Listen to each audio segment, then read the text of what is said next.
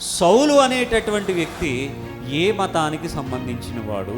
ఏ మతానికి సంబంధించిన వాడు? యూదా మతానికి సంబంధించిన వాడు. ఇది వేరా? యేసువారిని సిలువేసింది మతం కాదా? యేసును సిలువేసింది మతమే కాదా? మతమే.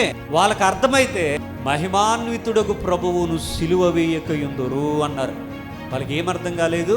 మార్గం అర్థం కాలేదు. మతంలో ఉన్నారు, మా మతానికి ఏదో ఇబ్బంది కలుగుతుంది అనుకుంటున్నారు. నా బోధల వల్ల కూడా అలాగే అనుకుంటున్నారు కొంతమంది.